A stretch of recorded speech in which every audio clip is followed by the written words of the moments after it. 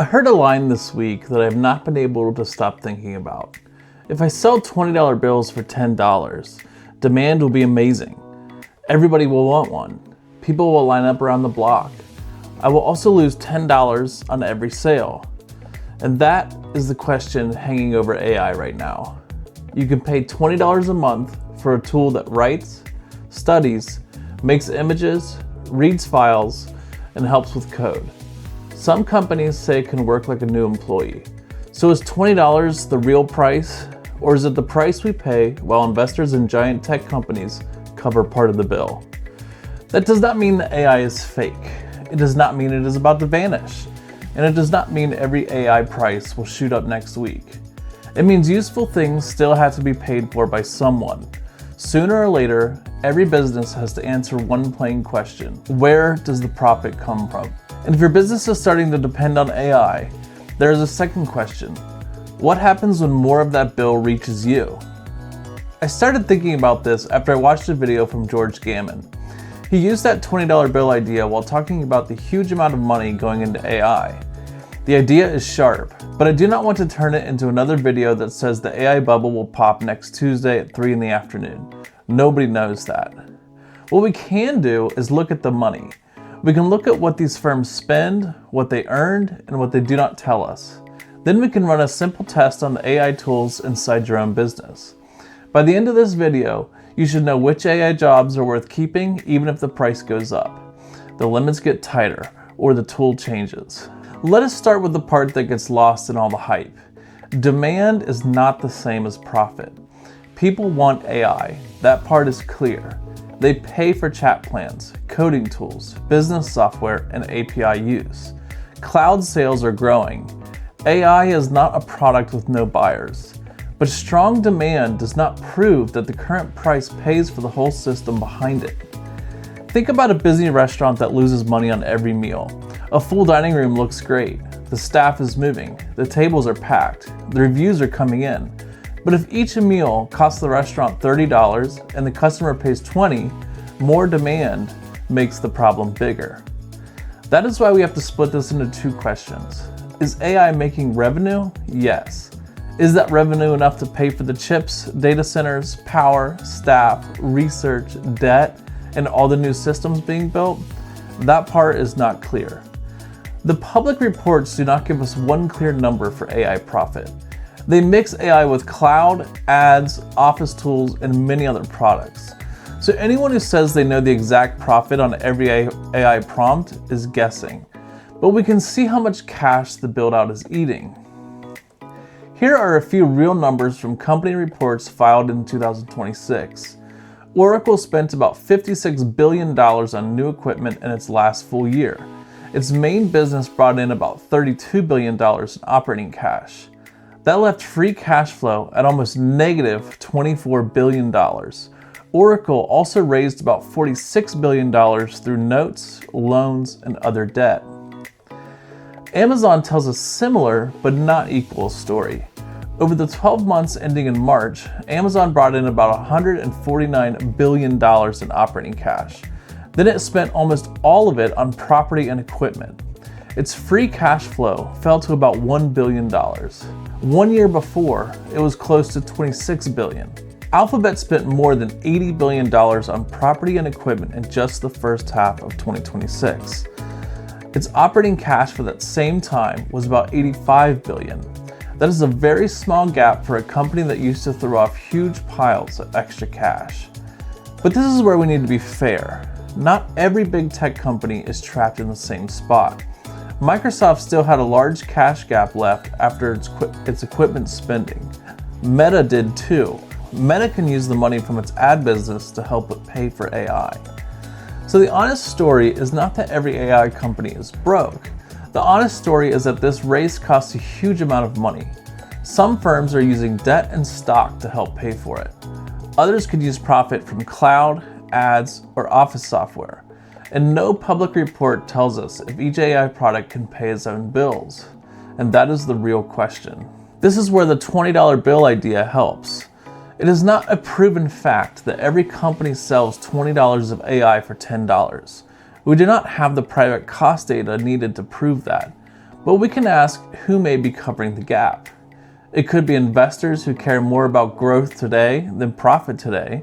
It could be debt used to build more data centers. It could be a cloud business, an ad business, or an office software business. It could be large business customers paying much more than a person with a basic chat plan. It could also be future customers who have not shown up yet. None of that is strange by itself. New products often start with low prices. Stores use loss leaders. Software firms offer free plans. Streaming companies spend first and hope to earn later. The risk comes when the cheap price becomes the base for a business that cannot work without it. If your whole process only makes sense because a tool is free, has loose limits, or costs $20 a month, then you do not have a firm system yet. You have a system built on a deal, and deals can change. Now we need the other side of the story, because this is where the bubble talk often goes too far. Frontier AI is costly to build. The newest models need chips, power, cooling, data centers, and smart people. The firms in the lead feel pressure to keep spending so they do not fall behind. But the cost of doing normal AI work has also dropped very fast. Stanford found that the cost of a running system at about the level of GPT 3.5 fell more than 280 times from late 2022 to late 2024. Hardware got cheaper. It used less power for the same work. Small models got better. Software got smarter. And firms found ways to reuse past work instead of doing it all again. So we have two cost curves moving at once. The cost of chasing the best model may keep going up. The cost of doing common work may keep going down. That means the likely future is not that all AI becomes too costly for normal people. It may split. Good enough AI could become cheap and common. It may run on smaller models. It may even run on your own device. The best models may become the premium option. You will use them for hard work, long tasks, live voice, video, or jobs where being wrong costs real money. In other words, we may not pay more for all AI. We may pay more for the AI we need most. And a price reset may not look like one huge bill. The first change may be a tighter limit. The free plan gets slower, the $20 plan gets fewer uses, the best model moves behind a higher plan, and agent tools get priced by the action. So search, voice, storage, and long-term tasks become extra charges. Some tools will show ads. Some will use AI to keep you inside a larger software package. Some will give low prices to basic users and charge heavy users much more. We can already see this shaping up. Claude has a $20 plan, then much higher plans for more use. Microsoft sells Copilot for business by the seat, on top of the Office plan a company already needs. Model providers charge different rates for fast work, slow work, simple models, strong models, search, and tool use. This is not one product with one price. It is becoming a market with many lanes. That is how these firms may keep a low price on the sign, while charging more where the need is high. So can normal people afford AI? Most people may not be able to buy endless use of the best model in the world. Most people also do not need the best model in the world to write an email, sort notes, plan a trip, or clean up a list. Basic AI may stay cheap because firms compete, small models improve, and the cost of common work falls. The frontier may become more like first class on a plane. It will be there, it will be useful, but not every person will pay for it on every trip. The bigger question is whether a business can afford AI, and that answer has almost nothing to do with the price of 1,000,000 tokens. A tool can be cheap and still cost your business too much. Say you pay $20 for an AI tool that makes 30 social posts. That sounds like a deal. Then you spend 3 hours fixing the facts, changing the tone, finding the right photos, getting approval, and loading the post into another tool. Only 8 posts are good enough to use. 4 get published. Nothing is tracked. The software costs $20. The workflow costs much more. Now take a different job. AI helps your team reply to every new lead within 5 minutes. It uses the right business facts, A person checks anything that could affect the customer. The business books 2 more estimates that month. That tool may still be worth it if the price doubles. It may still be worth it if the price triples. The right number is not the cost per prompt. It is cost per finished, accepted business result. That result may be a booked estimate, a sent follow-up, an approved post, a clean handoff, or an hour of work your team no longer has to do. Here's the test I want you to run. Imagine it is Monday morning. The price changed while you slept. Every AI tool now costs 3 times more. You do not get to keep the whole stack, you get to keep one AI workflow, not one brand, not one app, one job. Which job do you keep? And what happens by Friday that makes it worth the bill? Maybe it is lead follow-up. Every new lead gets a fast draft, your team checks it, and no one falls through the cracks. Maybe it is content work. Your job photos, reviews, and notes turn into posts that are ready for approval, then they make it onto the calendar. Maybe it is office work. Call notes become a clean summary, next steps get assigned, and fewer jobs get lost in the shuffle. If you know the job, the result, and the value, you may have a real system. If your answer is, I just use it for a lot of stuff, then you may have a useful tool, but you do not yet have a clear return. That means it is still an experiment. There's nothing wrong with an experiment. Just do not build your whole company on it. Ask 5 questions before you make any AI tool a key part of your business. First, name the job. What task does it finish again and again? Second, name the result. What exists by Friday that did not exist before?